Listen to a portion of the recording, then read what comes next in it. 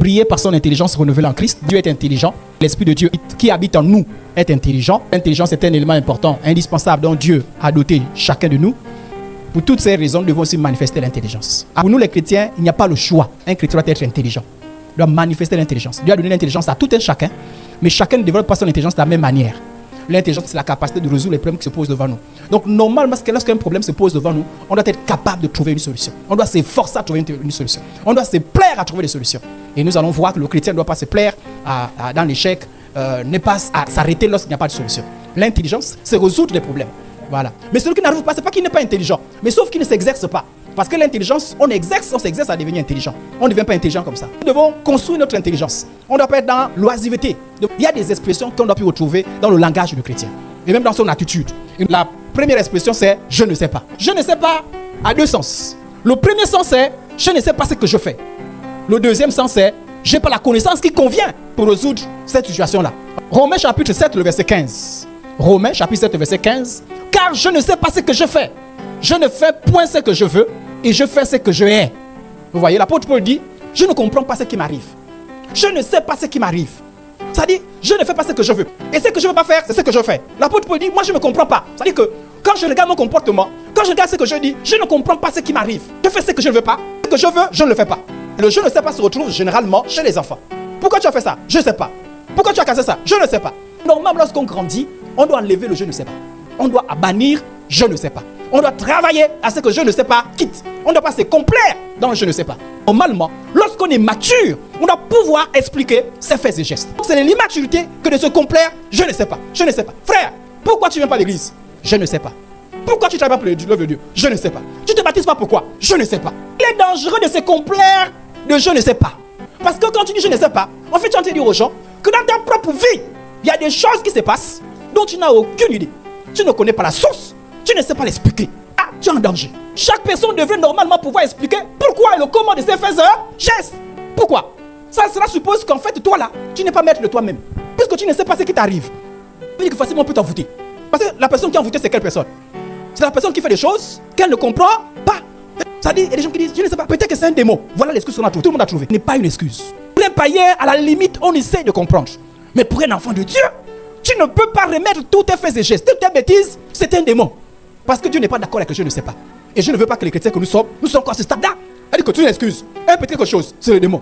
Non, il y a des choses qu'on doit plus tolérer. Quand tu es mature, on ne reste plus dans les je ne sais pas. Que ton nom soit non. Que ton oui soit oui. Pourquoi? Pourquoi il faut faire ça? Parce que normalement, c'est que tu ne trouves pas de logique dans ta vie. Tu ne laisses pas ton corps se mouvoir. Quand les esprits des prophètes sont soumis même quand tu prophétises, la Bible dit que tu laisses mettre de toi-même. Ne fais rien sans te rassurer que ce que tu es en train de faire, c'est bien.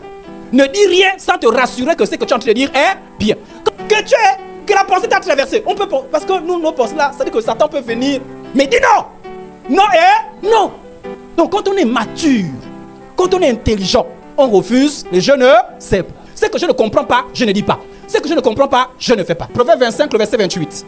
Comme une ville forcée et sans muraille, ainsi est l'homme qui n'est pas maître de lui. Même le Saint-Esprit, même en se manifestant, il veut qu'on soit maître de nous. Quand tu n'es pas maître de toi-même, en fait, toi-même, tu as ouvert les portes. Moi, vous qui accusez tous les démons, c'est quand tu te contrôles pas, que tu démons. En fait, tu avais dit que c'est toi-même. Comme tu laisses n'importe quoi se faire c'est-à-dire que tu laisses n'importe quoi sortir de ta bouche. Tu laisses n'importe quoi se faire par ton corps. Mais les démons viennent. C'est une forme de naïveté spirituelle. Interdisez-vous de dire et de faire quoi que ce soit quand vous n'avez pas la ferme conviction de comprendre et d'assumer ce que vous dites et ce que vous faites. Peut-être vous, mais je me l'interdis même dans les rêves. Ah oui, il faut s'interdire. Il ne faut même pas dire, parce qu'on peut faire des excuses. Oh, c'est les démons. Oh, c'est la colère. J'ai dit, même dans la colère, interdisez-vous. La Bible dit, si vous mettez en colère, ne péchez pas. Pourquoi tu mets en colère, tu dis des mauvaises choses? Pourquoi tu penses que quand tu es en colère, tu vas insulter? Oh non, j'ai insulté parce que c'est la colère. Non. D'abord, la Bible dit, il ne faut pas trop aimer la colère. Mais si jamais la colère arrive, n'insultez pas. Interdisez-vous. Vous devez, c'est-à-dire aussi une décision. Non, je ne permets pas. La Bible dit quoi? Attendez. Mais celui qui a des doutes au sujet de ce qu'il mange est condamné parce qu'il n'agit pas par conviction. Tout ce qui n'est pas le produit d'une conviction, c'est-à-dire que si tu n'as pas agi parce que tu as la conviction que c'est juste, que c'est biblique, quand tu n'agis pas, quand tu agis sans te rassurer que c'est biblique ce que tu fais, tu pêches. Parce que Dieu nous veut nous sortir de l'immaturité. Tout ce que tu fais, tu dois être capable de dire pourquoi tu l'as fait. Je préfère quelqu'un qui se trompe que quelqu'un qui me dit qu'il fait des choses qu'il ne comprend pas. Il y a des gens qu'on n'envoûte pas n'importe comment. Toi, tu vas m'envoûter, ça commencer comment? Tu peux pas. Parce que tout ce que je fais, il faut que je sois convaincu par la Bible, par le Saint-Esprit. Je ne fais jamais quelque chose dont je ne suis pas convaincu. Je ne dis pas quelque chose dont je ne suis pas convaincu. À la limite, on peut me tromper. C'est-à-dire que j'ai été convaincu dans le faux. Mais dire que je fais quelque chose, je n'ai pas la conviction. Non. Interdisez-vous. On envoûte les gens comment? En te faisant faire des choses que tu ne veux même pas faire. Envoûter, c'est quoi? C'est qu'on te met les pensées. Voilà. Va, insulte, ment, vole, fume. Il a arrêté, tu n'aimes pas fumer. Moi, t'as mis la pensée. Mais comme tu ne t'examines pas, tu ne juges pas tes propres pensées, tu voles. Et c'est vrai que ce que tu faisais, tu ne comprenais pas. Mais parce que tu laisses ton corps faire des choses dont toi-même tu ne comprends pas. Regardez Pierre. Pierre a faim. Et il s'affaiblit dans son corps. La Bible dit qu'il tombe en extase. Et on lui propose à manger. Sauf que ce n'est pas la nourriture dont il est permis aux Juifs de manger. On lui dit, mange. Qui lui dit ça? C'est Dieu. Mais il dit, non, je ne mange. Vous voyez comment l'esprit exerce, non? On lui dit, mange. Il dit, non, je ne mange. Dieu lui dit encore, mange. Il dit, je ne mange pas. Dieu dit, mange. Dieu est obligé d'expliquer. Il dit, moi Dieu, quand j'ai dit que c'est pur, il ne faut plus considérer ça comme étant. C'est maintenant qu'il a commencé à comprendre. C'est ça les principes. On lui dit, je ne mens pas. Quand tu as des principes, tu vas te bousculer.